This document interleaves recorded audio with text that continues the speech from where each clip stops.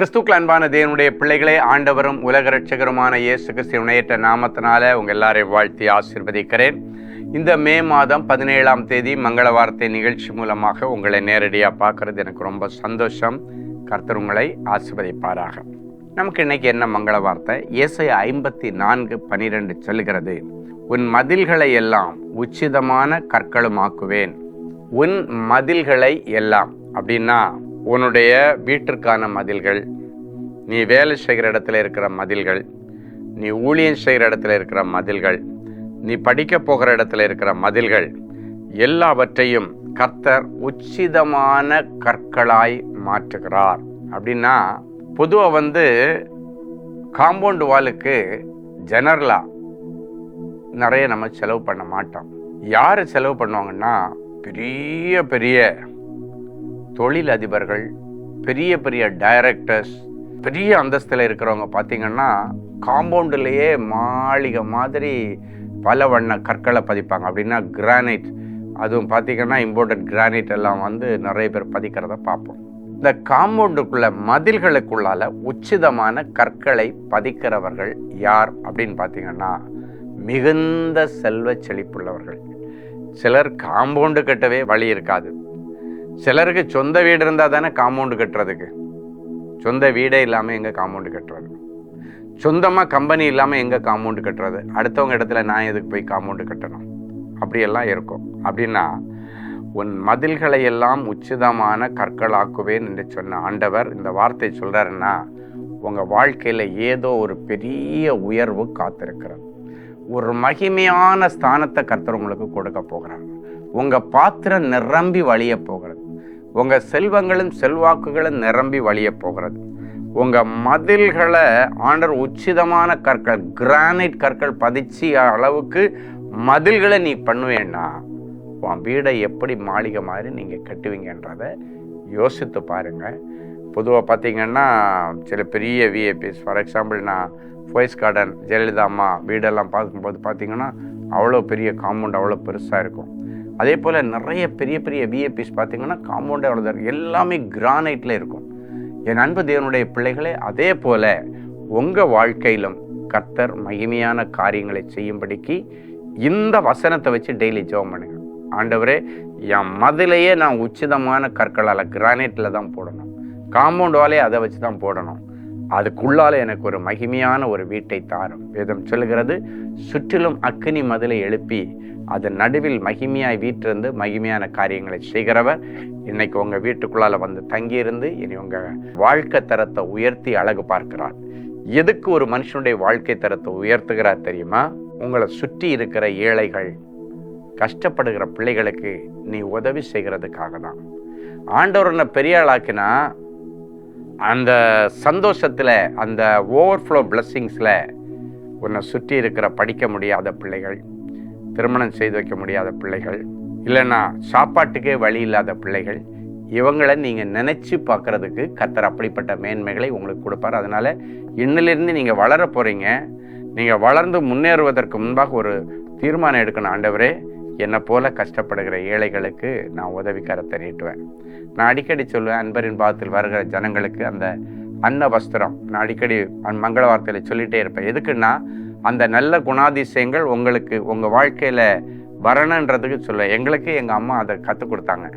ஆகாரம் இல்லாதவங்களுக்கு ஆகாரம் கொடுக்கணும், உதவி எதிர்பார்த்து வரவங்களுக்கு உதவி செய்யணும், அதுபோல் படிக்க முடியாதவங்களை படிக்க வைக்கணும். அப்படியே எங்கள் அம்மா எங்களுக்கு கற்றுக் கொடுத்ததுனால இன்றைக்கி அந்த உதவிகளை நாங்கள் அநேகருக்கு செய்கிறோம். அதுபோல் உங்கள் சொந்த பந்தங்களில் படிக்க வைக்க முடியாமல் கஷ்டப்படுகிற உங்கள் உடன்பிறப்புடைய பிள்ளைகளை நீங்கள் படிக்க வைங்க. இதுக்கெல்லாம் தான் உங்களை ஆண்டவர் பெரிய ஆளாக்குறார். நீங்கள் சாப்பிட்டுட்டு படுத்து தூங்குறதுக்கு அல்ல, கொண்டு போய் பேங்காக கொட்டி வைக்கிறதுக்கு இல்லை, ஒவ்வொரு லாக்கராக கொட்டி வைக்கிறதுக்கு இல்லை. நீங்கள் அடுத்தவங்களுக்கு அதை டெலிவர் பண்ணிங்கன்னா திருப்பி பொக்கிஷ சாலை நிரம்பும். நீங்கள் எப்போவுமே டெலிவரி பண்ணால் தான் திருப்பி உள்ள லோட் ஆகும், அன்லோடு பண்ணால் தான் திருப்பி லோட் ஆகும். ஸோ இப்போது ஸ்கூல், பள்ளிக்கூடம் எல்லாம், கல்லூரிகளெல்லாம் திறக்கிற நாட்கள். ஸோ இப்போ நீங்கள் உங்களுடைய வருமானத்தில் ஒரு பகுதியை இன்றைக்கி ஆண்டவர் ஆலோசனையை சொல்கிறாரு, எடுத்து வச்சு உங்களை சுற்றி இருக்கிற ஏழை பிள்ளைகளை படிக்க வைங்க. ஒருவேளை உங்கள் வீட்டில் ஒரு சர்வெண்ட் ஒருத்தவங்க வேலை செய்கிறாங்கன்னா அவங்க பிள்ளைங்க படிக்கலைன்னா நீங்கள் கேளுங்க, உங்கள் பிள்ளைங்களுக்கு இந்த மாதிரி ஒரு நல்ல பள்ளிக்கூடத்தில் படிக்க வைமா, நான் உனக்கு ஹெல்ப் பண்ணுறேன் அப்படின்னு செய்யுங்க. ஒருவேளை உங்களுக்கு இதுக்கு யார் நாங்கள் கரெக்டாக கண்டுபிடிச்சி எங்களுக்கு கொடுக்க முடியல என்னென்னா, நம்முடைய டெண்டர் ஹார்ட்ஸ் அப்படின்னு சொல்லிட்டு நம்ம ஒரு தொண்டு நிறுவனம் மாதிரி நம்முடைய ஊழியத்தோடு வச்சுருக்கிறோம். அதில் நாங்கள் ஒரு டீம் வச்சு பேரண்ட்ஸ் இல்லாதவங்க, இல்லைன்னா சிங்கிள் பேரண்ட், இல்லைன்னா சின்ன எந்த வசதியும் இல்லாதவங்களுக்காக இந்த ஃபீஸ் கட்டுறதுக்கு ஒரு சில முயற்சிகளை நாங்கள் செய்து கடந்த கொஞ்சம் வருஷமாகவே நம்ம அதை பண்ணிட்டு வர்றோம். ஸோ அப்படி ஏதாவது நீங்கள் உதவி செய்யணும் அப்படின்னு மனசில் விரும்பினீங்கன்னா அந்த டெண்டர் ஹார்ட்ஸுக்கு நீங்கள் தொடர்பு கொண்டு நீங்கள் அதற்கான வழிகளை செய்தீங்கனாலும் உங்களுக்கு சார்பில் அந்த பிள்ளைகளை தேடி கண்டுபிடிச்சி அவங்களுக்கு அந்த உதவிகளை செய்ய ஏதுவாக இருக்கும். இப்போ நல்ல சாட்சியை கேட்கலாமா? Brother Samuel Keelkattalai. என்னுடைய கண்களில் தெளிவான பார்வை திறன் இல்லாமல் கஷ்டப்பட்டேன். கண் மருத்துவமனைக்கு சென்றபோது மருத்துவர் பரிசோதனை செய்து பார்த்துவிட்டு என்னுடைய கண்களில் புரை வளர்ந்துள்ளது, உடனே அறுவை சிகிச்சை செய்ய வேண்டும் என்று தெரிவித்தார். இந்த நிலைமையில் நான் தேவனின் அன்பு ஊழியங்களின் 24 மணி நேர தொலைபேசி ஜெபகோபுரத்தை தொடர்பு கொண்டு என் கண்களில் அறுவை சிகிச்சை இல்லாமல் ஆண்டவர் அற்புதம் செய்ய வேண்டும் என்று ஜெபிக்க கேட்டுக்கொண்டேன். ஜெப ஊழியர் பாரப்பட்டு ஜெபித்தார்கள். அந்த ஜெபத்திற்கு பிறகு நான் மீண்டும் மருத்துவமனைக்கு சென்றேன். மருத்துவர் பரிசோதனை செய்து பார்த்துவிட்டு அறுவை சிகிச்சை வேண்டாம் என்று சொல்லி கண்ணுக்குள் லென்ஸ் மட்டும் வைத்தார்கள். ஆண்டவருடைய நாமம் மகிமைப்படட்டும்.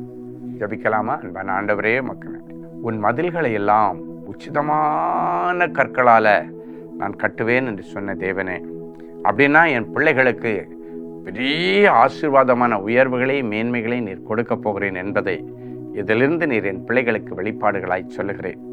ஆண்டவரே, என் பிள்ளைகளுக்கு நீர் கொடுக்கிற அந்த ஆசீர்வாதமான செல்வத்தை மதுபானங்களுக்கோ களியாட்டங்களுக்கோ தேவையில்லாத வீண் செலவுகளுக்கோ இல்லைன்னா போதை வஸ்துக்களுக்கோ என் பிள்ளைகள் செலவு பண்ணாதபடிக்கு ஆண்டவர் கொடுக்கிற ஆசீர்வாதத்தை என் பிள்ளைகள் தக்க வைத்து கொள்ள ஆண்டவர் இன்னும் விரும்பி விரும்பி விரும்பி இவர்கள் மேல் ஆசீர்வாதத்தை ஊற்றும்படிக்கு இவர்களுக்கு நல்ல குணாதிசயங்களை தாரும். குறிப்பாக சிறுமைப்பட்டவர்கள் மேல் சிந்தையை கொண்டு வருகிற ஒரு நல்ல மனப்பான்மையை அவர்களுக்கு கொண்டு வாங்க. சிறுமைப்பட்டவர்கள் மேல் சிந்தை உள்ளவன் பாக்கியவான், கர்த்தர் தீங்கு நாளிலே அவனை விடுவிப்பார். மரண படுக்கையில கூட அவனை உயிரோட காப்பேன். ஏழை எளிய ஜனங்களுக்கு உதவி செய்கிற பிள்ளைகள் மரண படுக்கையில கடந்தா கூட இவர்கள் செய்த இந்த புண்ணியங்களின் நிமித்தம் அவருடைய மரணப்படுக்கையை நான் மாற்றுவேன் என்று சொல்லியிருக்கிறேன். ஆண்டவரே, இப்பொழுது பள்ளிக்கூடம் திறக்கப் போகுதுப்பா, கல்லூரிகள் திறக்கப் போகுது. நிறைய பெற்றோர்கள் அல்லாடிட்டு இருக்கிறாங்க. எனக்கு புருஷன் இல்லையே, இல்லைன்னா எனக்கு வருமானம் இல்லையே, சிலர் எனக்கு அம்மா அப்பா யாருமே இல்லையே, எப்படி நான் படிப்பேன், எப்படி நான் கல்லூரிக்கு போவேன் என்றெல்லாம் அழுது கொண்டிருக்கிற அந்த பிள்ளைகளை இந்த நிகழ்ச்சியை பார்க்கிற ஒவ்வொருவருக்கும் நீர் அறிமுகம் செய்வீராக. அதன் நிமித்தம் அநேகர் வாழட்டும். அவர்களுடைய புண்ணியங்கள் இந்த மங்கள வார்த்தை நிறைவேறுதலுக்கு இவர்களுக்கு ஒத்தாசையாக இருக்கும்படி நிறைஞ்ச மனசுல பிள்ளைகளை ஆசீர்வதிக்கிறேன். ஏழைகளுக்கும் திக்கற்ற பிள்ளைகளுக்கும் அவர்கள் படுகிற உபத்திரவத்திலே உதவி செய்வதுதான் உண்மையான பக்தி என்று சொன்னீரே. அப்படிப்பட்ட பக்தி உள்ள ஜனங்களாய் இவர்களை நீர் உருவாக்குவீராக. பிறந்த நாள் திருமண நாளை நினைவூறுகிற பிள்ளைகளை ஒரு விசை கண்ணோக்கி பாரும். உத்தம ஆசீர்வாதங்களோடு நீர் அவருக்கு எதிர்கொண்டு வந்து அவர் சிரசில் பொற்கிரீடம் தரிப்பிக்கிறீர் என்ற மங்கள வார்த்தை நிறைவேறட்டும். இயேசுவின் மூலம் பிதாவே, ஆமென்.